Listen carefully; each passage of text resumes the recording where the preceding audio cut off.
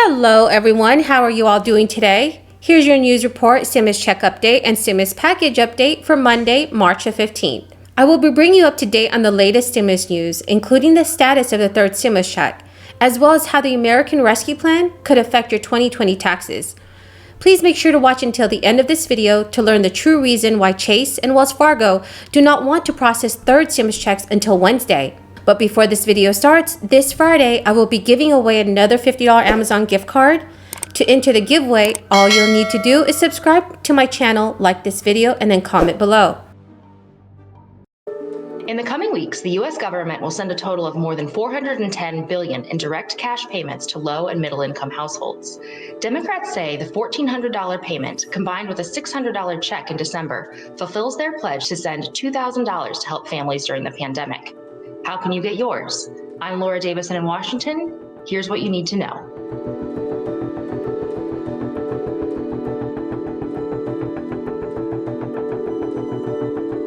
Who will and won't get the checks? So this has been an issue of much debate, and where Congress landed on this is that if you are a single person and earn up to $75,000 a year, or you're a married couple and you file jointly with your spouse and you earn up to $150,000 a year, you will get that full $1,400 payment for you, your children, and anyone in your household. So, if you're a family of four, you're looking at, $5,600 for all the household members that you have. There is a small phase-out period. So if you're an individual who earns up to $80,000, you'll get a smaller payment. Above that, you get nothing. Same if you're a married couple and you earn $160,000. If you're between that $150K and $160K, you'll get a smaller amount. And then above that level, you will get nothing.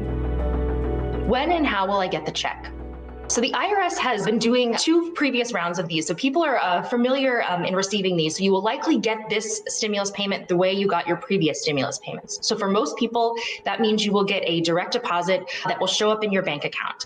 The IRS has not yet laid out a timeline for how quickly they'll start distributing these payments, but it will likely be within a matter of days to a couple weeks from now. So that means that, kind of within a couple days, you will see a pending show up in your bank account that the amount of the payment will be distributed. If the IRS, for whatever reason, doesn't have your bank account on file, if you haven't gotten a tax refund via direct deposit in the past, for example, they will send it to you either in the form of a check or in a prepaid debit card. This is something that has tripped up people a lot. They got this debit card in the mail. They thought it was a credit card ad and they threw it away. So very carefully read a mail that you're getting in the coming weeks so you don't accidentally throw away something that is quite valuable. Another note is that if you are a Social Security beneficiary, you will be getting the benefits the same way that you get your regular monthly benefits. So for most people, that's again deposited onto a card, but check your regular benefits for this additional payment to come through that way.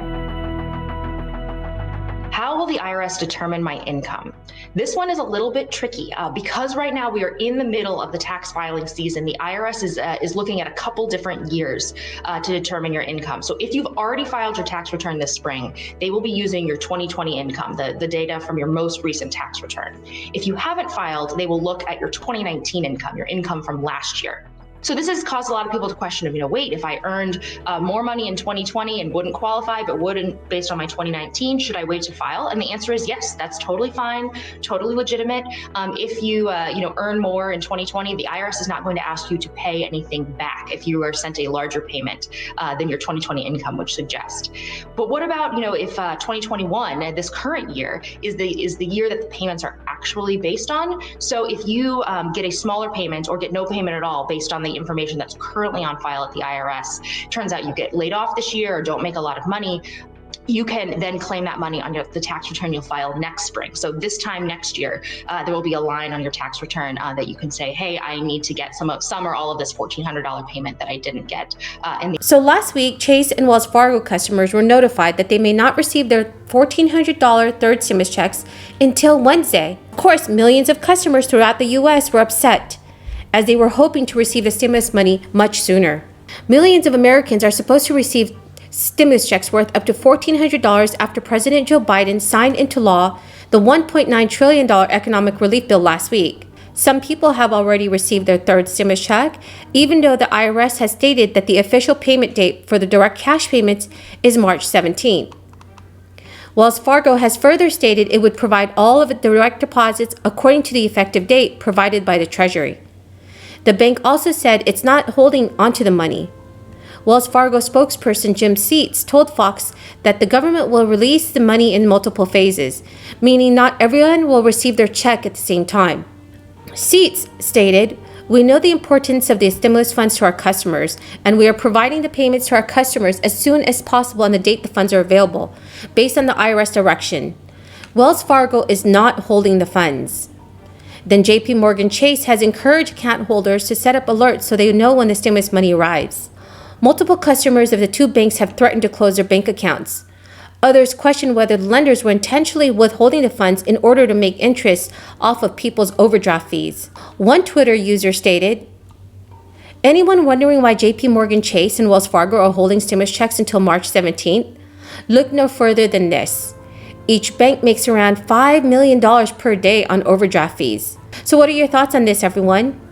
Please leave your thoughts in the comments below. Now, the fact that the $1.9 trillion economic relief bill was signed into law in the middle of a tax filing season raises a number of questions because some provisions may affect how you should prepare your 2020 tax return. That includes calculating the size of your refund. As of March 5th, about 56 million people have already filed for their 2020 taxes. President Joe Biden's American Rescue Plan retroactively excludes the first $10,200 in benefits from the federal income tax for households with incomes below $150,000 a year. That provision will either decrease how much money you owe the IRS or increase your refund, with the latter being most likely. H&R Block's chief tax officer told CNN, "90% of our clients who are filing with unemployment compensation are getting a refund." The IRS has issued a guidance sheet to explain how the change should be calculated and reported on your tax return. In addition, the agency will provide an update for tax preparation software providers that will let filers incorporate the unemployment compensation change into their 2020 calculations. For those who have already filed their 2020 tax returns, the IRS has stated they should not file an amended return at this time until the IRS issues additional guidance. Also, the provision may also affect your state income tax return if you live in a state with an income tax.